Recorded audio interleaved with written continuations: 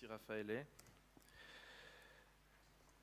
Alors, bonjour à toutes et à tous. J'espère que vous avez bien fêté hier pour la fête nationale. Moi, j'étais à Mora, il y avait des feux d'artifice magnifiques qui ont duré 25 minutes. C'était incroyable. 5 fois, on a applaudi en disant « Waouh, c'était magnifique », après ça recommençait. C'était trop chouette. Alors, normalement, c'est magnifique, ça fonctionne. Super. Aujourd'hui, j'ai envie de vous parler de l'Évangile selon Paul. Alors, vous connaissez normalement l'Évangile selon Matthieu, selon Marc, selon Luc, selon Jean. J'ai envie de vous parler de l'Évangile selon Paul. Pourquoi ? Parce que trop souvent, je me vois en train de prêcher l'Évangile selon Matthias. Et malheureusement, ça ne fonctionne pas très bien. Ou plutôt heureusement. Parce que l'Évangile, ça ne me concerne pas directement, ça concerne d'abord Jésus et ceux qui lui ont rendu témoignage. Alors, j'aimerais commencer par parler un petit peu d'évangélisation. Vous savez qu'on parle beaucoup du fait d'évangéliser. Il existe de nombreuses manières d'évangéliser. On met de nombreux concepts derrière ce mot. Ça peut être la distribution de flyers, on peut distribuer des livrets, faire des campagnes d'évangélisation, des comédies musicales, pourquoi pas, évangéliser dans la rue, au travail, dans sa famille, faire une prédication, un témoignage personnel. Ça, c'est évangéliser. Mais je pense que c'est devenu un mot un peu fourre-tout. Parfois, derrière le mot évangélisation, on met à peu près n'importe quelle action qui a pour but de un peu faire connaître qu'on est chrétien. Mais évangéliser, ce n'est pas faire connaître qu'on est chrétien. C'est annoncer la bonne nouvelle.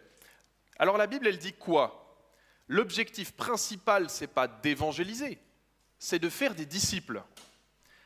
Et ça, ce n'est pas moi qui le dis, c'est ce verset, Matthieu 28, 19, il y a une faute de frappe. Il faut faire de toutes les nations des disciples. Et évangéliser, si c'est juste distribuer des flyers, ou alors bien se comporter quand on est dans la rue et jeter son chewing-gum à la poubelle, ça ne suffit pas. Par contre, c'est un bon moyen, c'est une bonne porte d'entrée. Et pour commencer à faire des disciples, il faut déjà commencer à annoncer la nouvelle de la bonne manière. Et pour le faire, je crois qu'il est très important de savoir vraiment précisément c'est quoi cette bonne nouvelle. Si on ne sait pas dire avec précision et si on n'a pas compris dans sa profondeur qu'est-ce que c'est l'évangile, malheureusement, on ne va pas prêcher l'évangile de Jésus-Christ, on va prêcher l'évangile de Matthias, l'évangile de X ou Y. On va prêcher son évangile, la manière dont nous, on a reçu l'évangile. Alors l'évangile, j'ai mis du grec, on m'a dit que c'était comme ça qu'il fallait faire quand on était sérieux. Euangelion. Ça veut littéralement dire la bonne nouvelle. Euangelion. Vous savez, en français, on dit, il y a le prénom Eugénie, bien-né, euthanasie, la belle mort. Bon, ça reste à voir. Euangelion, la bonne nouvelle. Pour comprendre cette bonne nouvelle et pour l'annoncer correctement, et c'est ma thèse ce matin, je pense qu'on doit commencer par annoncer la mauvaise nouvelle. Pourquoi ? Parce que si la mauvaise nouvelle n'est pas annoncée avant la bonne nouvelle n'est plus bonne, c'est juste une nouvelle. C'est juste une nouvelle parmi d'autres. Alors je vous invite à ouvrir vos Bibles. On va lire dans Éphésiens chapitre 2, les versets 1 à 10. Donc tous ceux qui ont une Bible, même sur téléphone, je vous invite à l'ouvrir pour pouvoir suivre ce message. Ce sera, disons, pas essentiel, mais bénéfique. Parce que je ne vais pas toujours mettre les versets à l'écran.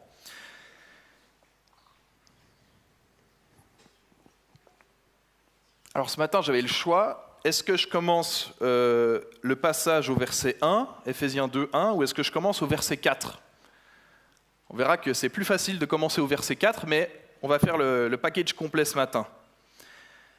Quant à vous, vous étiez morts à cause de vos fautes et de vos péchés. Quant à vous, il est en train de parler aux Éphésiens, qui sont des chrétiens convertis. Quant à vous, vous étiez morts à cause de vos fautes et de vos péchés, que vous pratiquiez autrefois, conformément à la façon de vivre de ce monde, conformément au prince de la puissance de l'air, de l'esprit qui est actuellement à l'œuvre parmi les hommes rebelles. Nous tous aussi, nous étions de leur nombre. Notre conduite était dictée par les désirs de notre nature propre, puisque nous accomplissions les volontés de la nature humaine et de nos pensées, et nous étions par notre condition même destinés à la colère comme tous les autres.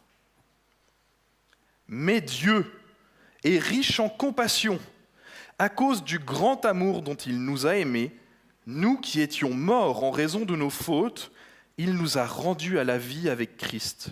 C'est par grâce que vous êtes sauvés. Il nous a ressuscités et fait asseoir avec lui dans les lieux célestes en Jésus-Christ.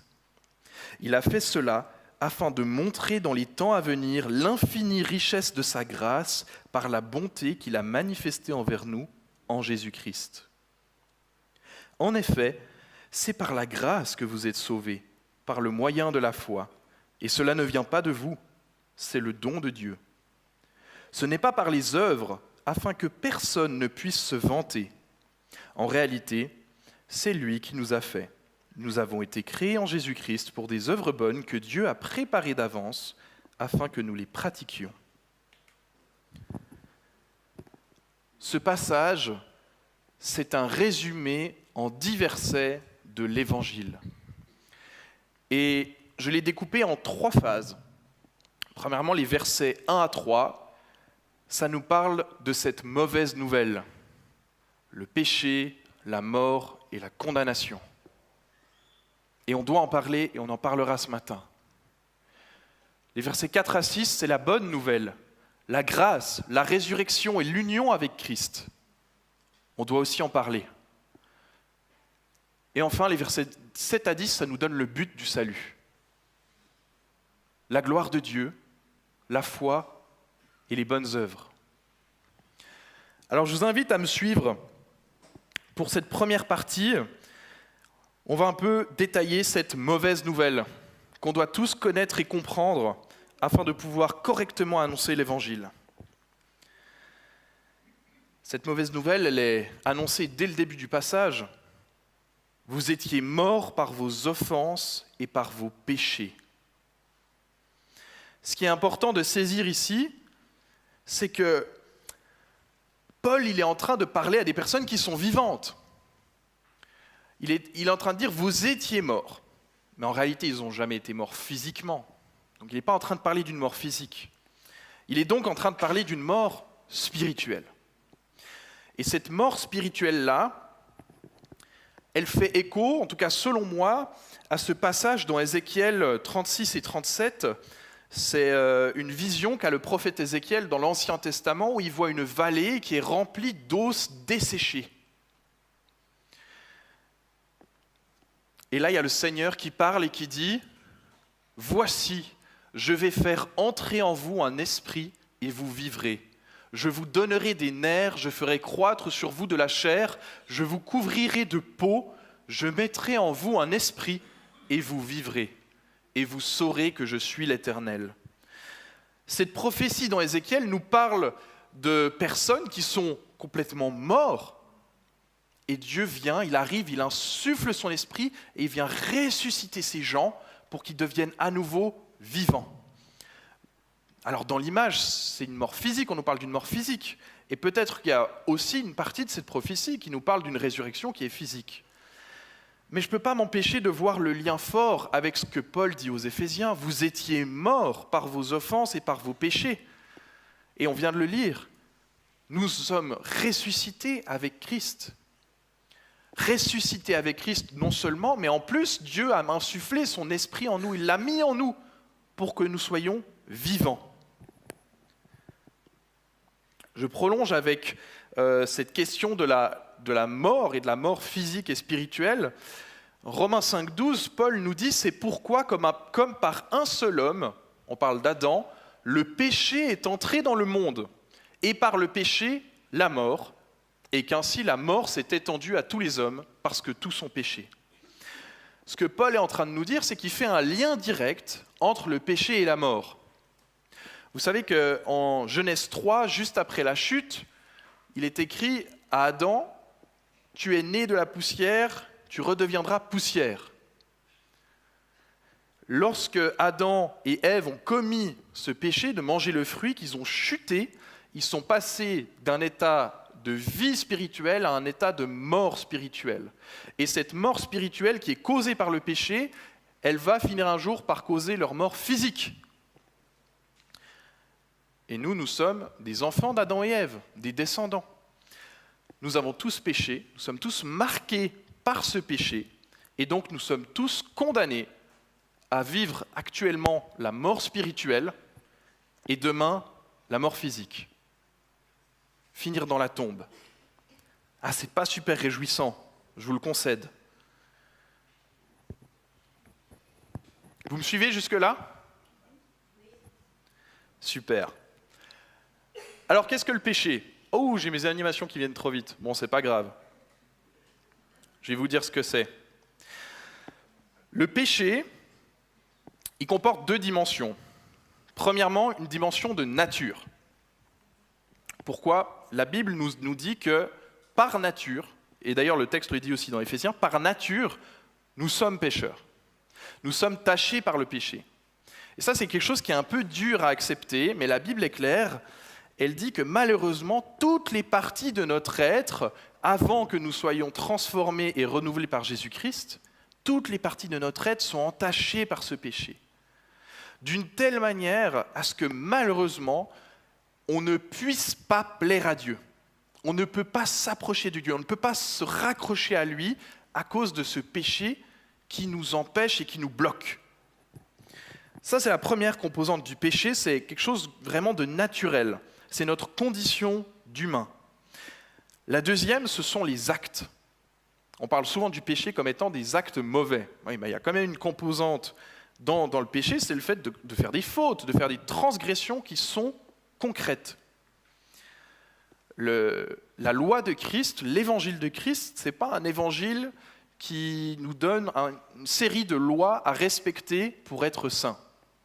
C'est plutôt une façon de voir la vie qui nous amène à vouloir ressembler de plus en plus à Jésus-Christ et de devenir saint comme Dieu lui-même est saint. Et quand on fait une faute, quelque chose qu'on sait qui n'est pas saint, qui ne fait pas honneur à Dieu, eh ben on commet un péché. Une bonne manière de détecter ce qui est un péché, c'est aussi de voir simplement est-ce qu'on marche selon le train du monde ou alors est-ce qu'on marche à la suite de Jésus-Christ? Dans Éphésiens 2.2, c'est le deuxième verset, on dit que vous pratiquez autrefois conformément à la façon de vivre de ce monde. Le monde ne vit pas selon la loi de Christ. Le monde vit selon la loi du péché. Et donc, si nous, on suit le train du monde, malheureusement, on se fait entraîner, et malgré nous, eh ben, on va se mettre de plus en plus à faire des actes qui déplaisent à Dieu et qui nous séparent de lui. Donc, vous voyez, les deux composantes du péché, c'est à la fois une nature et des actes, et les deux s'alimentent l'un l'autre. Notre nature va nous pousser à pécher, et nos péchés vont aggraver l'état de notre nature. Et ça, c'est la mauvaise nouvelle. Mais il y a une nouvelle encore pire. C'est qu'il y a trois choses qui nous poussent à pécher de manière plus ou moins active. Il y en a deux, j'en ai déjà parlé, le monde, notre nature propre, et il y a aussi le diable et tous ces démons qui sont actifs dans le monde pour nous pousser à pécher. On pourrait faire un message complet sur ce sujet, c'est très intéressant. Je dis un message sur le péché, c'est vraiment central. Mais je dois dire seulement peut-être une chose qui m'a marqué quand j'ai préparé, c'est de vous dire que un des mensonges préférés du diable, plutôt deux mensonges. Le premier, c'est de vous faire croire que le péché n'est pas grave.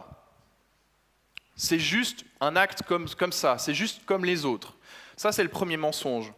À chaque fois que le diable arrive à vous convaincre que ce que vous faites, c'est pas si grave, il est content parce qu'il arrive à vous maintenir le plus loin de Dieu possible. Et il y a un deuxième mensonge, c'est que le diable dise que votre péché est tellement grave qu'il ne faut surtout pas en parler et il faut surtout faire comme s'il n'existait pas. Quand on cherche à cacher notre péché, on est en 1 contre 1 contre le diable. Alors évidemment, on a Dieu, on a Jésus en nous, on a l'Esprit, je ne le nie pas. Quoi qu'il en soit, finalement, on est quand même juste nous contre le diable. Et quand on se met à en parler à nos amis, à nos parents, à nos frères et sœurs dans l'église, dans notre groupe de maison, alors là, tout d'un coup, on n'est plus en 1 contre 1. On est à 3, 4, 5, 6, 1 million. Bon, peut-être pas. On est ensemble unis contre le diable et contre ses forces qui essayent de nous influencer. Progressons. Ah là là, j'ai les mêmes problèmes, c'est pas grave.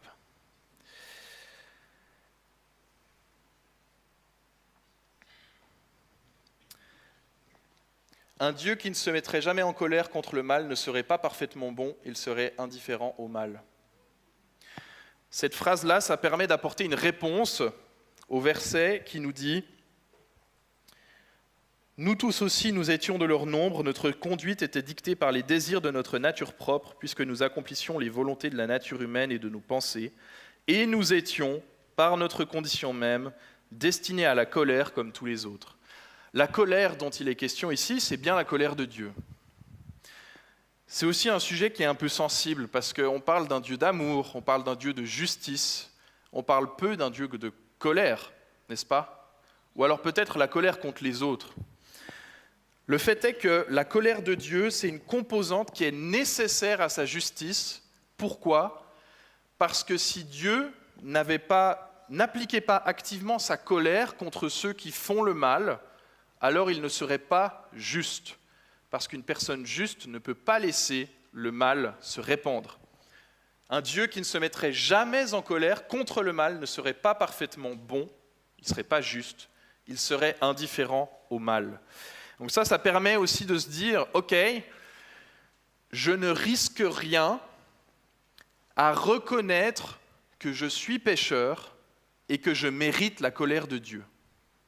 C'est des mots qui sont durs. Mais c'est la Bible, et c'est ça l'Évangile. Qui est venu avant Jésus-Christ pour préparer la voie?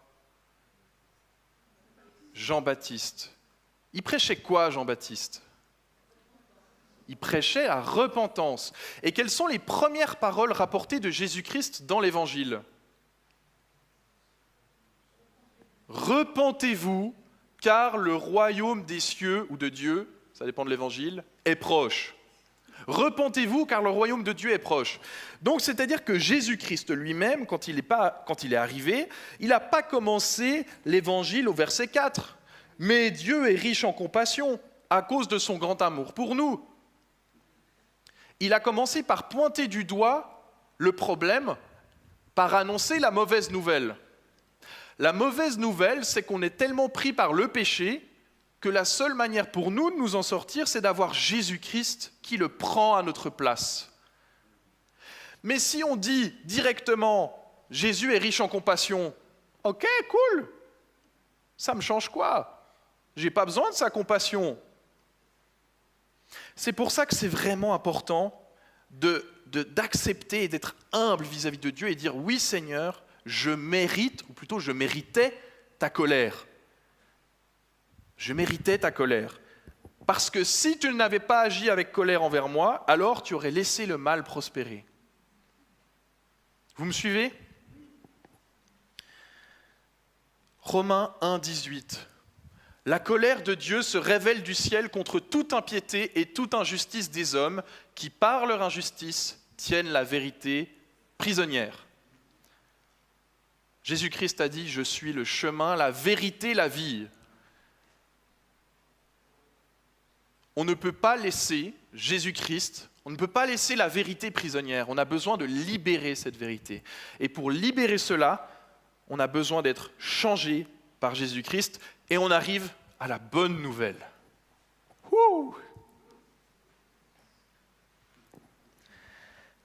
Et la bonne nouvelle, c'est la partie que je préfère. Parce que ça fait tellement de bien d'entendre et de lire ces paroles que Paul a écrites aux Éphésiens et de savoir que tout ce qui a été écrit, ça me concerne directement et que c'est encore actif pour moi 2000 ans plus tard. Mais Dieu est riche en compassion. Amen. À cause du grand amour dont il nous a aimés.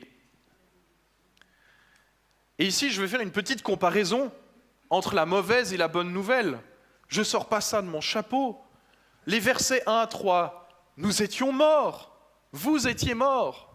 Dans le péché, nous méritions la colère de Dieu, nous étions séparés d'avec lui et nous étions dans l'incapacité totale de nous réconcilier. Et là, Paul va nous annoncer la bonne nouvelle.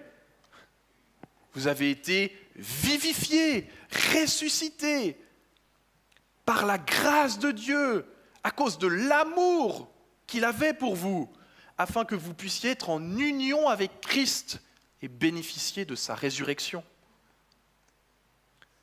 La bonne nouvelle ne fonctionne que quand on la met en contraste avec la mauvaise nouvelle. On nous parle d'être une nouvelle créature. Mais pour qu'il y ait une nouvelle créature, il doit y avoir une ancienne créature aussi. Et j'insiste là-dessus parce que vous savez, l'évangile de Matthias, il commence au verset 4. Quand je suis avec mes collègues et qu'on commence à parler un peu de spiritualité, de foi, j'ai pas envie de commencer au verset 1.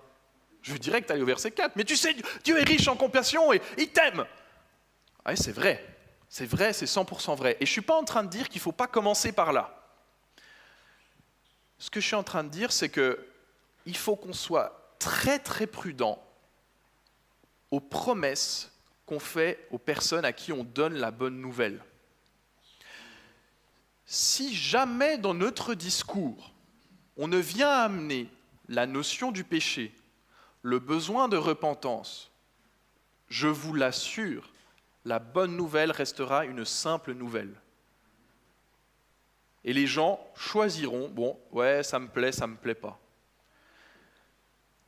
Alors c'est délicat d'amener cette mauvaise nouvelle, mais lorsqu'on arrive à le faire, et je crois que l'Esprit vivant en nous est capable de nous donner les mots pour, lorsqu'on arrive à amener cette mauvaise nouvelle, alors tout d'un coup, l'évangile n'est plus une proposition, ça devient une nécessité. Et ça change la dimension. Ok, alors cette bonne nouvelle, plusieurs dimensions. Dieu aime le pécheur, c'est important.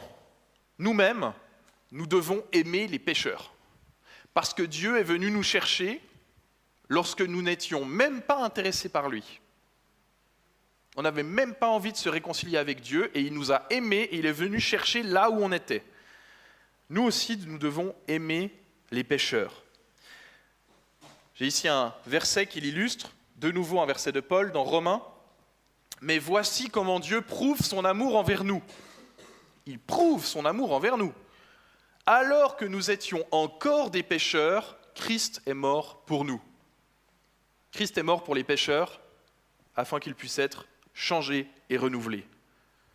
Amen. Ça c'est bien, il faut le retenir, il faut le marteler. Deuxièmement, l'union avec Christ. J'aime bien la phrase être un chrétien, c'est être un suiveur de Christ. Ou alors c'est vouloir ressembler à Christ. J'aime bien cette phrase, mais ce n'est pas suffisant. On ne peut pas être un chrétien complet si on cherche juste à copier Christ. Même si on le copie à 99%, on n'est pas des chrétiens.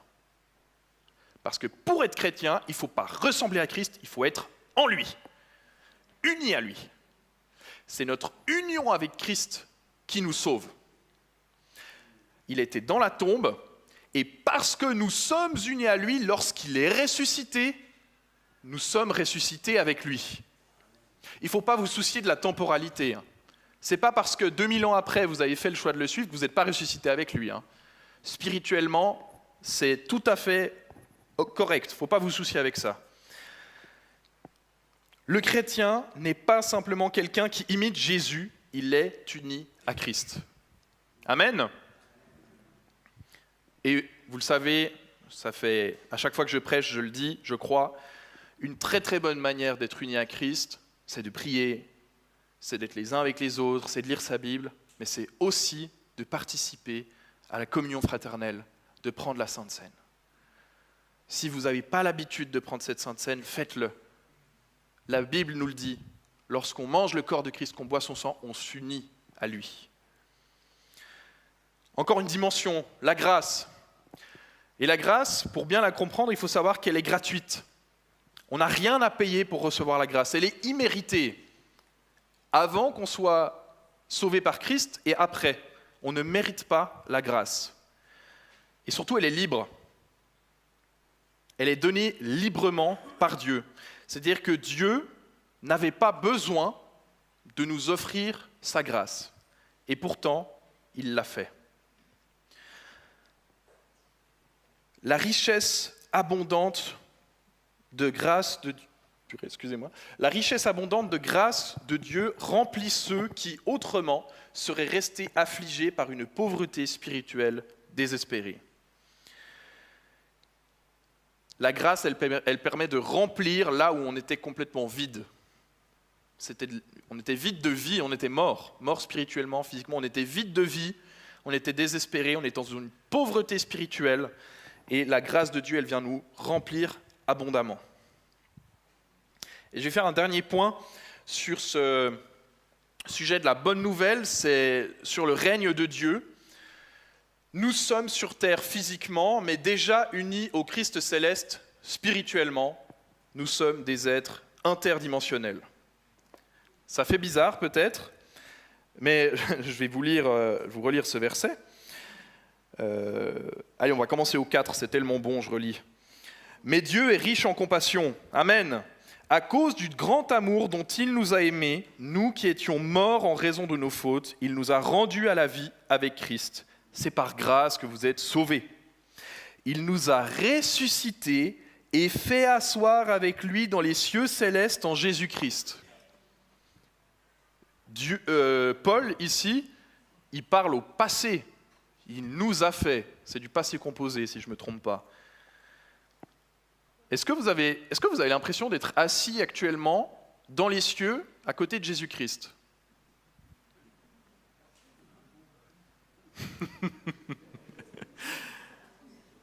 Est-ce que c'est une question piège ?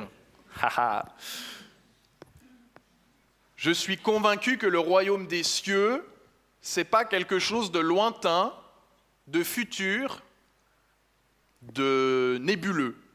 C'est pas quelque chose où notre âme s'envole comme ça, loin, loin, loin. On passe dans des trous de verre, on traverse les galaxies, et puis tout d'un coup, on sort de l'univers et on arrive dans le royaume des cieux. Non ! Jésus-Christ dit le royaume des cieux est proche. Mais je ne vais pas le chercher à l'autre bout de l'univers. Le royaume des cieux, le règne de Dieu, il est déjà ici présent. Lorsque Jésus-Christ est mort à la croix, lorsqu'il a fondé son Église à la Pentecôte en envoyant l'Esprit Saint, il a inauguré le royaume des cieux sur terre. Il y a une dimension spirituelle dans ce monde qui est réelle, qui est, on va dire, superposée à la dimension physique, et nous, actuellement, parce que nous sommes sauvés, nous sommes déjà spirituellement assis à côté de Christ. Qu'on le ressente ou qu'on ne le ressente pas, la Bible nous le dit. Vous êtes assis à côté de Christ. Amen. Et quand on a conscience de ça, ça change un peu les choses. Le combat spirituel, ce n'est pas un combat qu'on mène comme ça contre les démons jusqu'à que Jésus revienne. Non, non, non. Jésus est là, on est assis à côté de lui, il a vaincu la mort, et le combat, ce n'est pas un combat. On va chercher la victoire qui nous a déjà été offerte. Amen. Parfait. On va passer à la troisième partie, le but. C'est les derniers versets, les 4 derniers versets, qui nous parlent un petit peu de, voilà, c'est quoi pourquoi est-ce que Jésus, Dieu nous ont offert la vie ? Pourquoi ? C'est pas évident.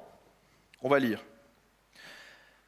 Il a fait cela afin de montrer dans les temps à venir l'infinie richesse de sa grâce par la bonté qu'il a manifestée envers nous en Jésus-Christ. En effet, c'est par la grâce que vous êtes sauvés par le moyen de la foi, et cela ne vient pas de vous, c'est le don de Dieu.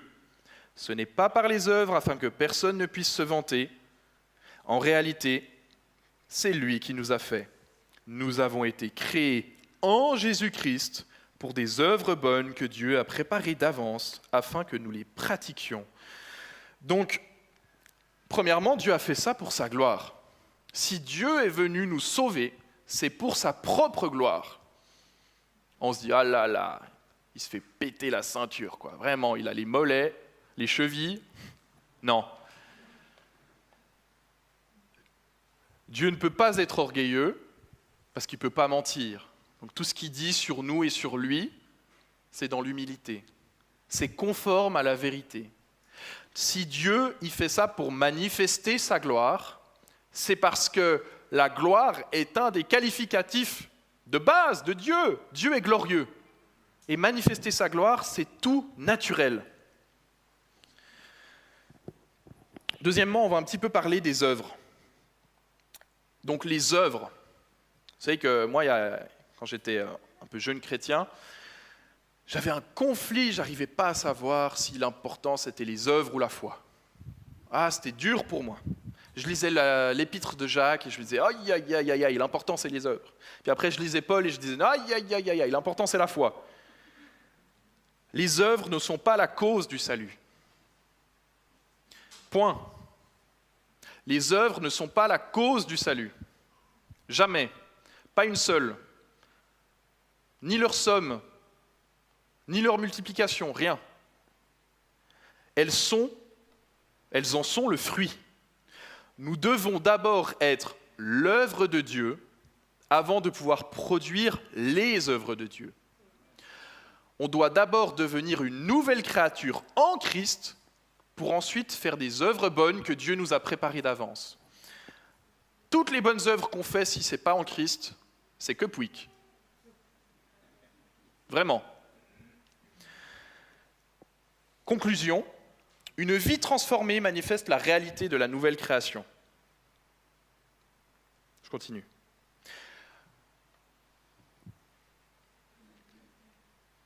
Deuxième chose importante, j'aimerais que vous reteniez, il faut prendre au sérieux la gravité du péché. On a parlé avant, retenez-le. Si nous minimisons la mort, alors nous minimisons aussi la résurrection. On ne peut pas ressusciter si on se sent parfaitement vivant. La résurrection ne fait pas sens. On parle de la résurrection de Christ, oui, mais surtout de la nôtre. Encore une chose, j'aimerais que vous puissiez retenir, il nous faut recevoir humblement la grâce. Humblement, c'est-à-dire pas selon notre conception de la grâce, mais selon la manière que l'Évangile nous parle de la grâce, comme quelque chose de gratuit, d'immérité. Nous ne sommes pas sauvés par nous-mêmes. Et c'est une libération d'entendre ça. Parce que si on devait se sauver nous-mêmes, oh là là, on n'irait pas loin. Plutôt qu'on n'irait vraiment pas au bon endroit. C'est tellement une grâce qu'aucune de nos œuvres ne puisse nous sauver. Et je voudrais préciser quelque chose là-dessus.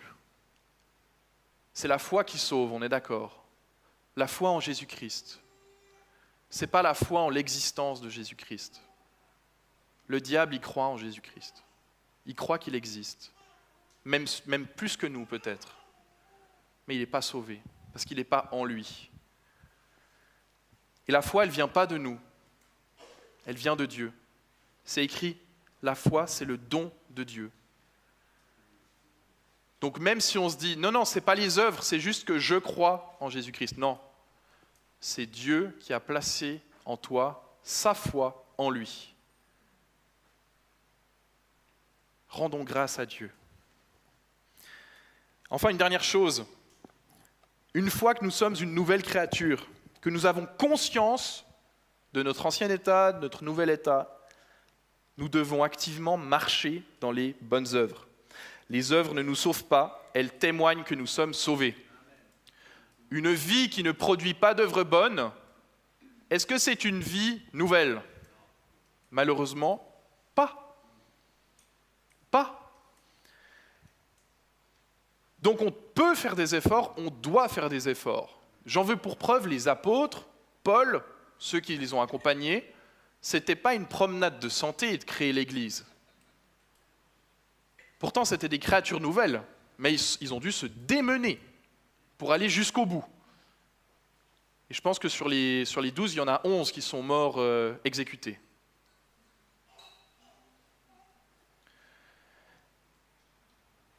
Je vais arriver à ma conclusion. J'aimerais que vous puissiez retenir l'évangile en 3 mouvements. Ça devrait être assez facile à retenir. Premièrement, premier mouvement, nous étions morts. Nous étions morts. Dieu nous a ressuscités pour sa gloire et pour les bonnes œuvres. Est-ce qu'on peut le dire ensemble ? Nous étions morts. Dieu nous a ressuscités pour sa gloire et pour les bonnes œuvres. Ça, c'est un évangile qui est complet. Il n'est pas exhaustif, mais il est complet. On ne tronque pas en haut et en bas. On ne parle pas « Dieu nous a ressuscités ». Ah là, ça c'est l'évangile. Non, l'évangile complet, c'est ces 3 mouvements-là. Et il ne faut pas perdre de vue ni le point 1, ni le point 2, ni le point 3. Petite phrase de conclusion. On ne peut pas prêcher la résurrection sans avoir d'abord prêché la mort. Un évangile qui commence par « Mais Dieu est riche en compassion », sans être passé par « Vous étiez morts à cause de vos fautes » et de vos péchés, n'est pas l'évangile de Christ. Un évangile qui commence par « Mais Dieu » sans être passé par « Vous étiez morts » n'est pas l'évangile de Christ. C'est l'évangile de Matthias. Et il ne faut pas que vous prêchiez l'évangile de Matthias. On est d'accord avec ça ? Super. Alors, je ne vais pas faire de temps d'appel, j'aimerais simplement que vous puissiez prendre un temps personnel avec Dieu. Je vous encourage à vous recroqueviller ou à lever les yeux au ciel, à fermer les yeux, peut-être à joindre les mains. Et je vous encourage à avoir un temps de prière fervente avec Dieu, une discussion, que vous puissiez demander à Dieu « Aide-moi à retenir ce qui est important, aide-moi à changer ce qu'il faut dans ma manière d'annoncer l'Évangile, aide-moi à faire le tri s'il y a des choses mauvaises qui ont été apportées. » Prenez ce temps avec Christ. On va laisser 4 minutes pour que vous ayez vraiment le temps de ne pas être coupé, d'accord ? Je vais lancer un timer de 4 minutes, je vais prier. Et ensuite, on terminera cette célébration gentiment. D'accord ? Seigneur, merci parce que tu nous as ressuscités. Merci parce que tu es venu nous chercher lorsque nous étions pécheurs. Tu nous as aimés le premier et tu nous as offert ton amour et ton Saint-Esprit afin que nous puissions vivre en créatures nouvelles. Merci Seigneur, je te demande que ces vérités de ton évangile inscrites dans ta parole puissent s'inscrire dans le cœur et se graver dans le cœur de chacune des personnes ici, des personnes en ligne, afin que plus jamais nous ne donnions un évangile qui n'est pas le tien, Jésus-Christ. Car tout autre évangile n'est pas bon. Il n'y a que le tien qui est bon. Amen.